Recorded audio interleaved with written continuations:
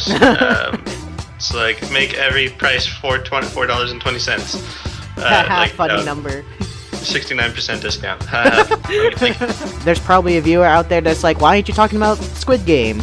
Like, you could totally make a video about Squid Game. It's like, I would, but again. Write that down. And stuff like that. A lot of it applies to how to get noticed because there's ways that you can advertise yourself, and YouTubers advertise themselves. And cue the mid-roll now.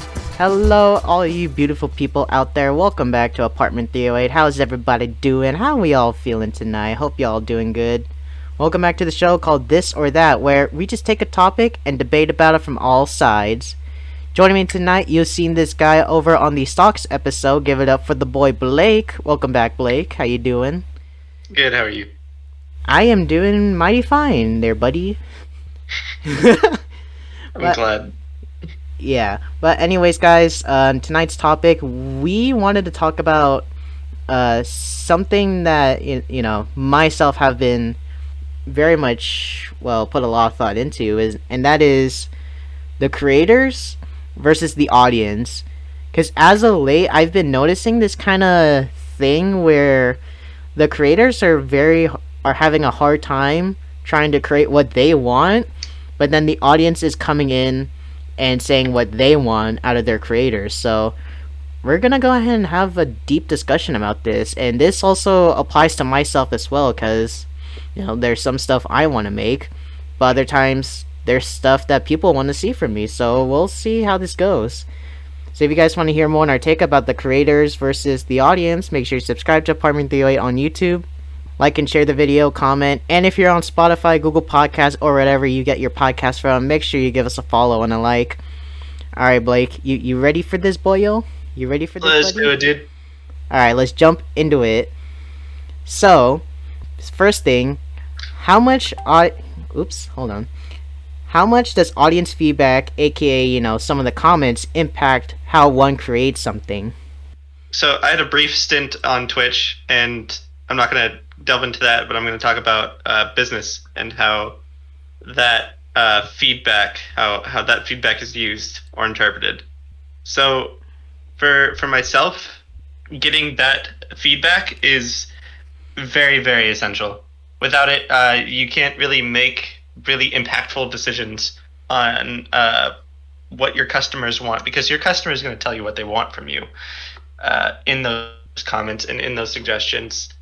Sometimes you gotta sift through the troll ones, of course. It's like make every price $4.20. Funny number. 69% discount.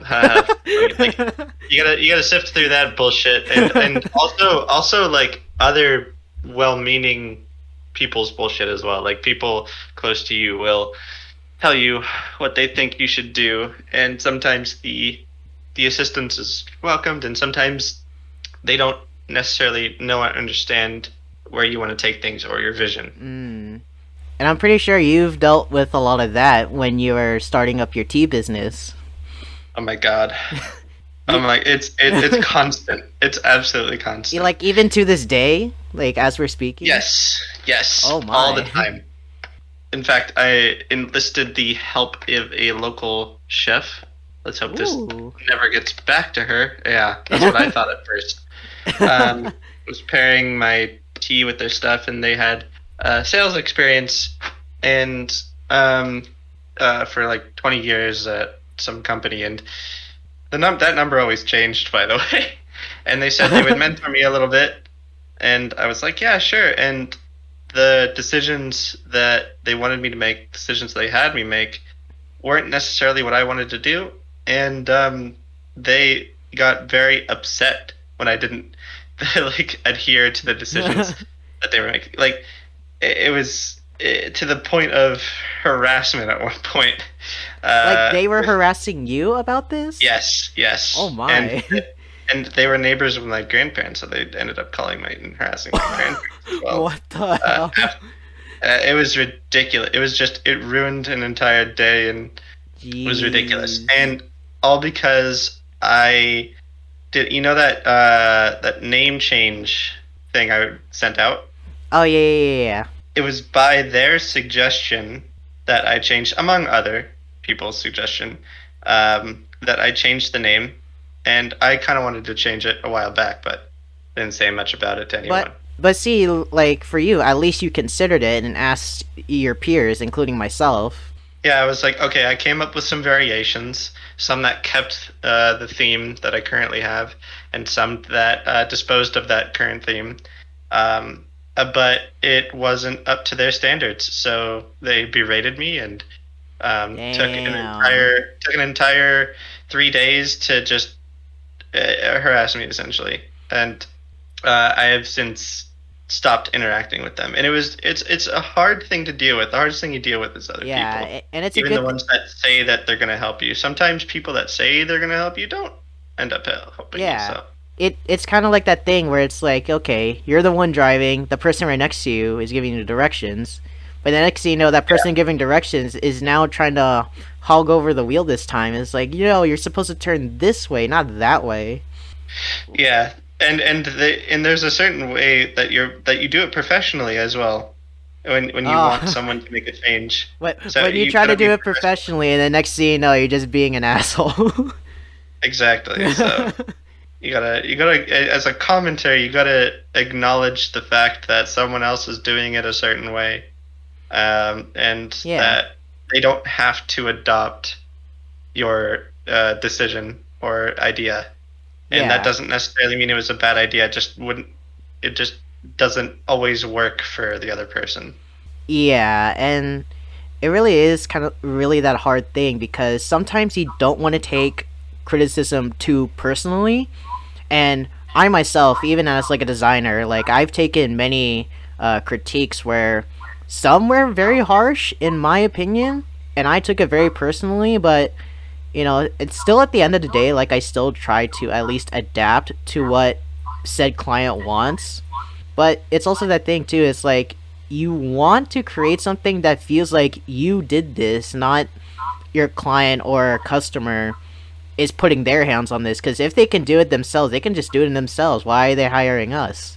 Yeah, and when that feedback, the comments become kind of like harassment, and they start taking jabs at you as a person, then you can't really take emotion out of it. Exactly. You start to realize that is not someone you want to work with. Saying idiot like a million times. Say something's bad, but you can be respectful and professional with it. You don't have to essentially scream at someone, and that doesn't work. I've got examples, but I can't talk about them. Well, I mean, I have an example, at least from like a designer's standpoint, because there was this one class where, we were doing posters for a project, and we were doing these things. We were doing group critique day, so of course everyone's getting into groups. We all go around, share our posters, and even though we were students, we were very, very much professional, and we were considerate of how everyone was critiquing each other. Like, for example, it's like, wow, I love the use of the color blue in this area. This is really good. But also, you might want to fix this text because I feel like it's a little bit off. Like that. Like, simple stuff. And then next thing you know, here comes my teacher out of left field, just straight up saying, yo, this design looks like shit. I don't fucking like this. I'm like, damn, okay. And they actually said that? That's crazy. Yeah, like, this teacher had, like, no censor. And for some of us, like, some of us took it personally as a designer, and it was to the point like we just really try to work our butts off on this just to make it what she wants. And again, it's that thing, it's like it doesn't feel like it's your creation anymore. Yeah, but there's also the aspect of the like following the right amount of data and the right kind of data that you get from these comments will lead you to like more beneficial decisions. Mm-hmm. So it's like this is the other extent where it hurts your confidence. It takes away from any sort of teaching moment that you may have from them, and it makes you not excited about it. Yeah, and which does lead me into my next thing, which like the amount of feedback we get as creators. Like, Like, do you also think like the amount of feedback one gets, it starts to, I guess, challenge the creator even more, like really making them hard think about what they want to do? Because I personally felt this as of late. Oh yeah, yeah, definitely. Like well, it depends where it's coming from too. Yeah. If it's coming from friends and they're telling you to do this, that, and the other thing, then it's hard to really separate emotion from that and make a choice, because like if you don't choose what they laid out for you, you feel like you're going to offend them.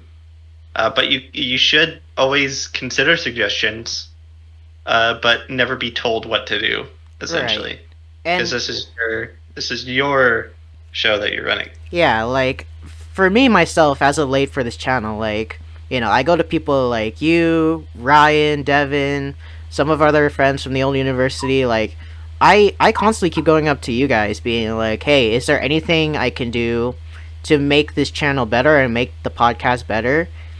And you know, you guys give like a lot of like good suggestions, but the other hard thing, and I've already told you this personally, Blake, is that I get a lot of mixed reactions in terms of what they want to see. Like, for example, some people want to hear more educational value in the podcast. I'm like, okay, I can try to be educational, but then some people rather have story time, an episode, like a story time episode. Like, yeah, I do like telling my stories, but sure. And then, you know, someone's all like, do more one-on-one interviews, aka just it's been a while. Like, I can try my best, but you see where like the amount of mixed feedback just starts to overwhelm my side. Yeah, and then you end up not knowing what feedback to take and what feedback not to take.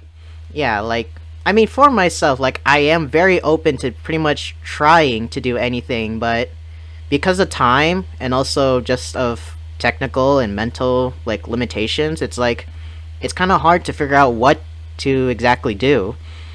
I mean, I could just do it and see and try, but you know, you never know if it's gonna work or not, and that's the thing. Yeah, you have to figure out what you like doing and then follow the chain of suggestions that you get in the realm of what you like doing. Like, say someone suggests a good way to incorporate learning into your podcast, which I remember was my suggestion to you. Yeah, that really was your suggestion. Yeah. And it falls in line with where you want to go, and so you do it, but in your own way. You don't do it the way that they told you to do it. Right. You know?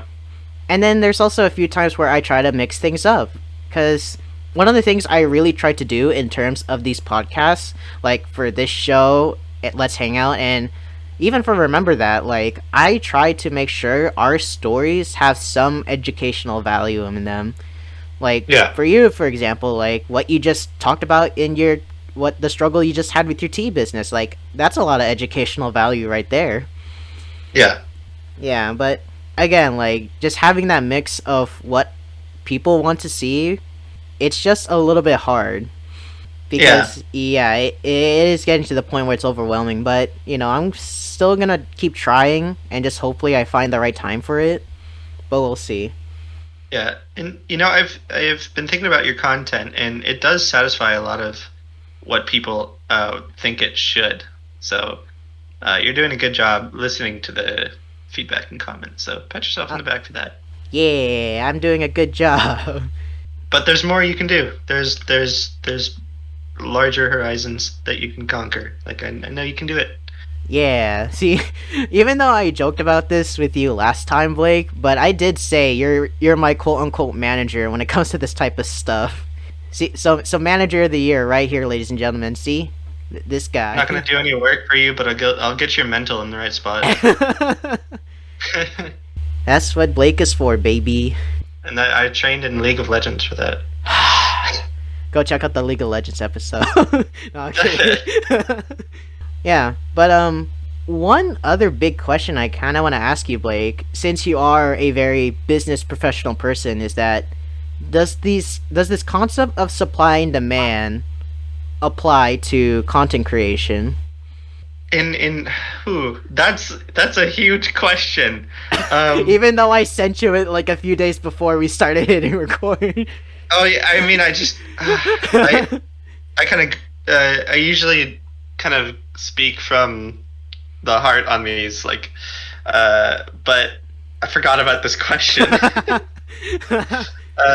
It's hard to say. So I feel like in YouTube and in well, there's not enough time in the day to consume, or not enough time in your life to consume all the content that's been made, all the songs that have been, all the songs and TV that has been produced. Like, you can't consume it all, so you have to pick and choose what you Right. consume, and so the supply is essentially infinite because you're never going to run out of content to consume. Some thoughts are coming to me, and the demand is always going to be there as well, because people are always wanting to consume content because they engage with it, they learn something, they relate to it on a personal or emotional level.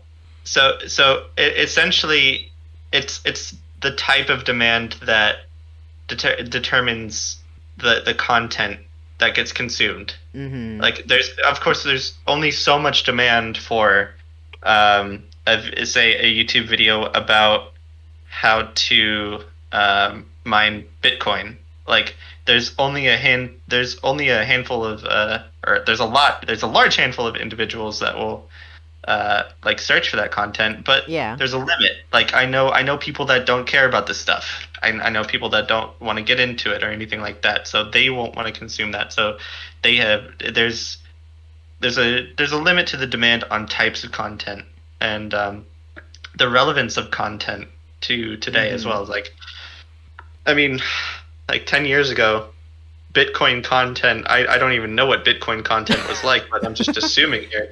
But there was probably few and far between, probably some like weird pipe dream. I mean, you hear stories of people like, oh, I got in at like $1, and it's like, oh wow, lucky for you, you bastard.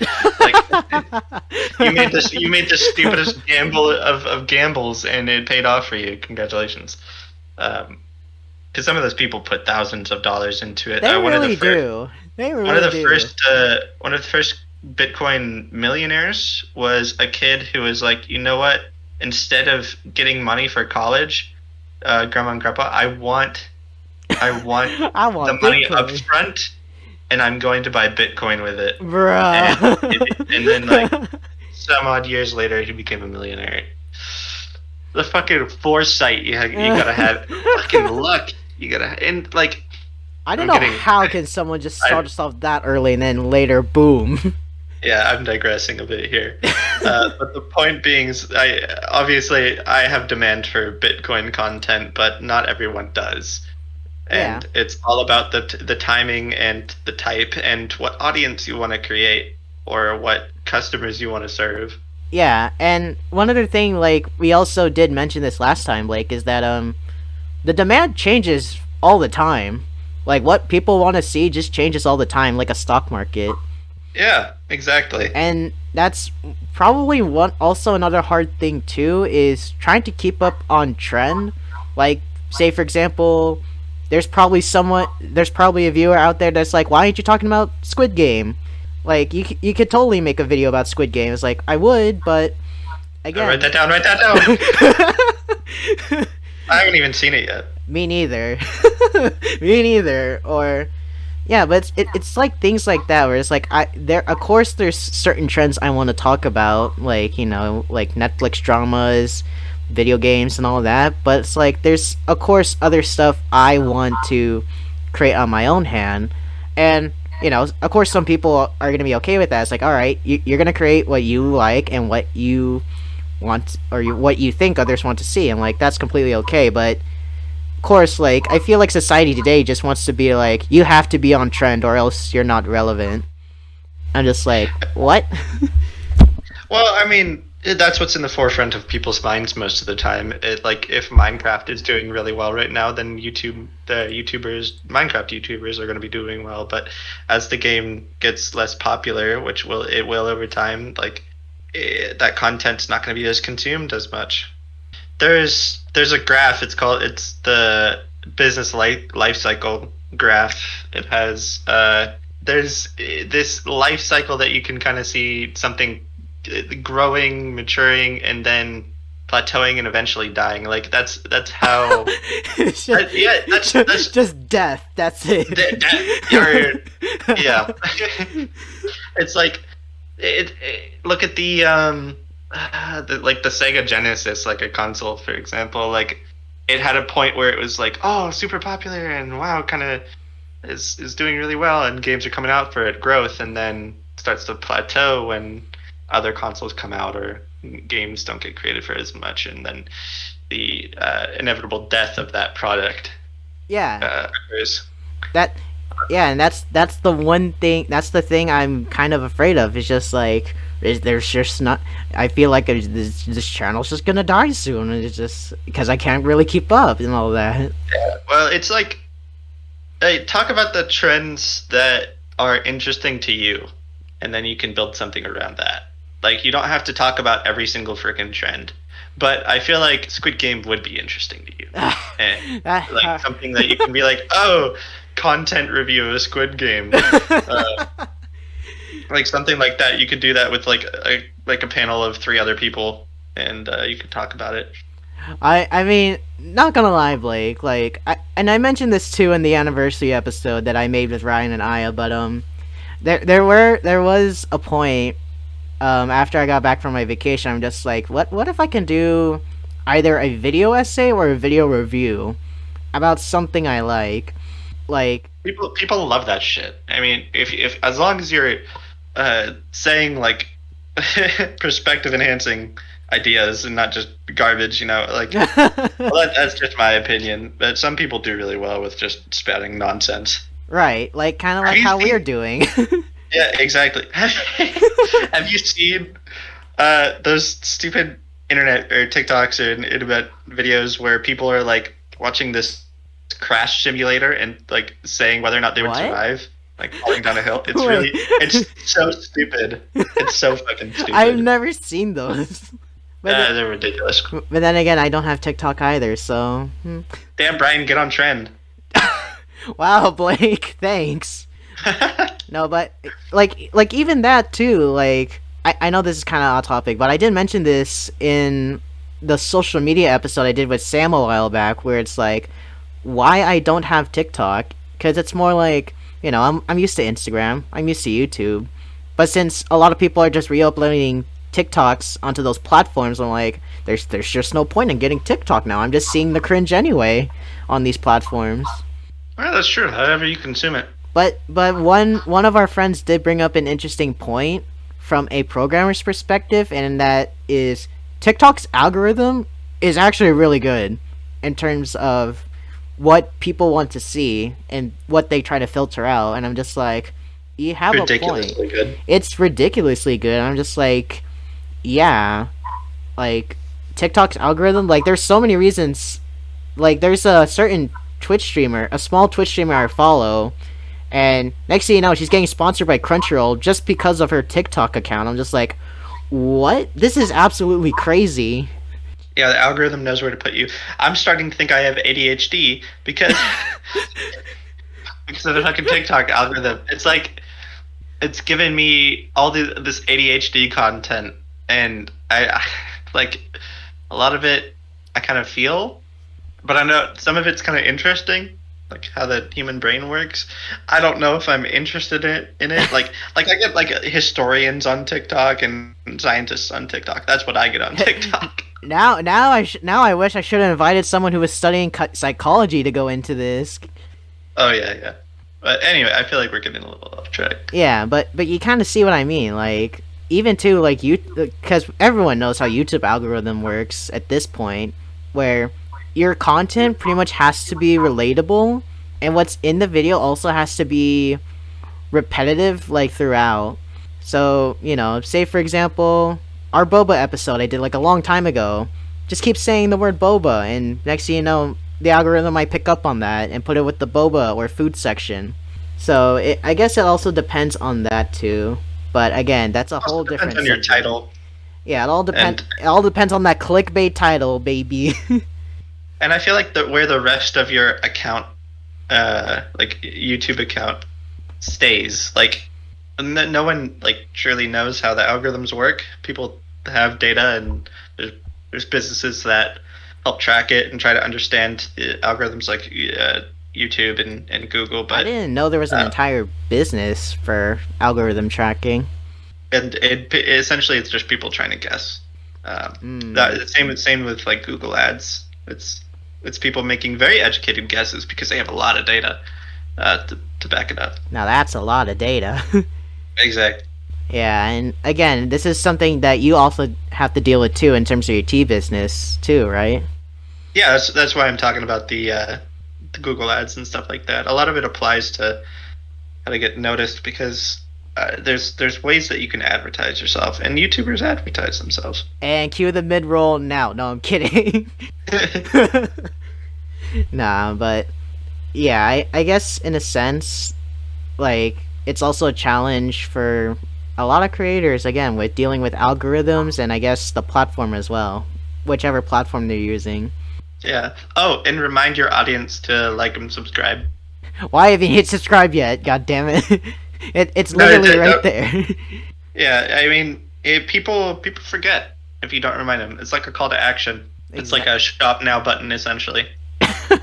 I mean, I don't know what to do for people who are listening for Spotify and Google Podcasts. All I have to do is just yell in their ear, just do it. Follow the playlist or however the fuck it works, you know? Yeah.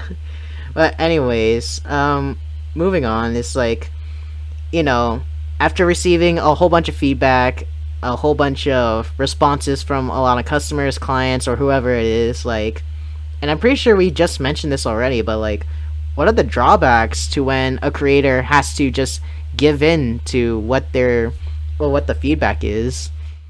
If all has gone well leading up into that point where they'd make the decision to take the feedback, then this feedback shouldn't harm the person or the creator. Oh, right? Yeah. Or at least that is the hope, you know. If the creator goes through with this advice without considering what it means for them, then it's most of the time doomed to fail. Oh yeah, and plus, like, we're all human. Like, I feel like society just forgets that everyone just needs to treat each other like another human being. Cause even like I feel like these days a lot of people are considering content creators. Well, not just content creators, like video game developers, directors, like whoever in the industry. Employees in general. Yeah, they're just seeing them as gods at this point. I'm just like, they're not gods. They're just an average human being like you. They also have feelings and thoughts just like anyone else would have, so... Yeah. Oh, I see what you're saying. Yeah, because I was going to bring up a very good example, and a lot of video game players obviously know what I'm going to be talking about, and that's going to be Sakurai when it comes to Smash Brothers. Oh, that poor man. Poor man has been through a lot, but you know, he finished the last DLC, which is Sora, so... But then again, that put him through hell as well, and he's even spoken about it in an interview with the creator of Tekken 7, Harada, where, you know, people at this point associate Sakurai as the head of Smash Bros. Like, he's the one that makes all the decisions, and whenever there's a problem with Smash Bros. Or a certain character doesn't make the DLC list, they just go to him. You know, a few players like myself and maybe you are just like, you do know that, you know, this is still Sakurai's game, and he's still free to create whatever he wants under his name. I mean, sure, there's like the community saying, like, patch this, nerf Pikachu, and all that stuff, but, you know, at the end of the day, you're... Pikachu? Okay, real quick, a lot of players are still complaining about Pikachu to these days. And I can see why. The other player's just better than you. Get over it. Yeah, but like even then, for a game like that, and maybe other games, like, I mean, that's just the whole concept of game balancing. But that's a whole different discussion for another day. Game balancing is like so hard. It's so hard. Like, how do you balance certain things? Like you tweak one thing and it like has a consequence with the other. It's like the fucking League of Legends Infinite Champion pool at this point. It's like, hey, guys, please let the game just settle for a bit. As long as they're adding new content, I guess they can sell more skins. That's how they make their money. But Yeah, like, but you're starting to see again, right? It's like, they're breaking the game. yeah, but see that's the point you're making. It's like the audience feedback, that's when it starts to build up, and then it's still up to the creators at this point to either, like we said, either take it with a grain of salt and fix it, or still continue to create their own thing. And Yeah. for a game like League, that's a very open discussion, which again, that's a whole different topic for another day, but it's really because they have a giant multiplayer base. But if you're going back to Smash, like, Sakurai still has to go. Sakurai went through a lot, and he even still sees some of the kind of like, hate tweets and hate comments saying like, you didn't put Gino or Master Chief in Smash, I'm not buying this game anymore, or I'm not playing this game anymore. But it's just like, again, like this is what Sakurai wanted ever since Ultimate started. Heck, even since Smash started back in the N64 days. And if we're applying it to right now to what content creators are dealing with, it's like that, where they constantly just need to figure out what they personally like and just hope the other people are for it. Yeah, and not giving a damn what negative people say. It's like, at the end of the day, you just gotta listen to yourself, like you said, and you gotta understand where your content is and why you want to create it. Yeah, so basically, you just fuck the haters. Yeah, essentially, like, no one will ever have everything they want, and that is very evident with how people treat Sakurai, or how people treat each other. Like, there's always something more that someone wants. Exactly. Like, again, it's pretty much just that concept of just, like, treat things as a two-way street, pretty much. Like, if someone creates something for you, and, you like it, yeah, and then just show them appreciation. But, if it's something you don't particularly like, then I guess, just be fucking respectful. Yeah, maybe just shut the fuck up a little bit. I mean, except when it comes to League. I feel like people should complain about League. Every day there's more complaints about League of Legends, and yet... and yet I still fucking play it. What's wrong with me? Okay, off topic, but I just saw that patch 11.22, Kane's getting a buff, and then I'm like, wait, didn't they just buff Kane the last patch? Why does he need another one? Kane's pretty good right now. I know, which is why I'm saying, like, what the fuck, right? Yeah. Yeah, but I guess overall, wow, this is actually a pretty short episode. I like this, but if we are starting to wrap things up here, it's like, is there a way for any creator or any audience to pretty much move on from this type of dilemma? I don't know. I think it's about headspace and deciding what you want. Yeah, and also constantly. Sorry, I gotta say this, and constantly remind yourself of why you're doing it. Why are you doing this? Why am I doing this? I need the money. No, I'm kidding. That's. Yeah, but I guess it's also that thing where it's all like, you gotta create what you want to, and again, like, if people are for it, they're for it, and if they're not for it, that's fine. Like, oh, I remember the actual thing I just want to say. It's like, again, like I mentioned this in the anniversary episode too, it's like, why up to this point I'm still doing 308? And that is because I still, like, even though I'm getting, like, small numbers these days, someone out there is still satisfied. Like, someone out there is actually listening in and still being satisfied to what we have to say, even though it's all bullshit most of the time.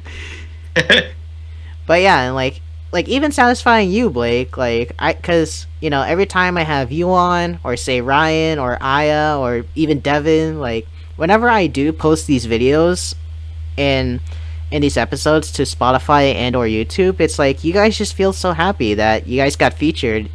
So that's pretty much my incentive, and also, this is just fun.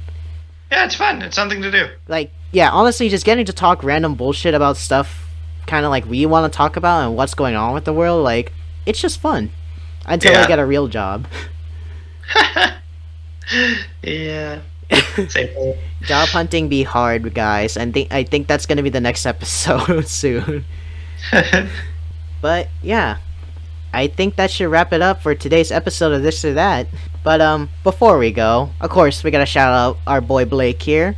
If you guys want to buy some delicious tea from the beautiful island of Sri Lanka, go ahead and check out his website t-leo.com,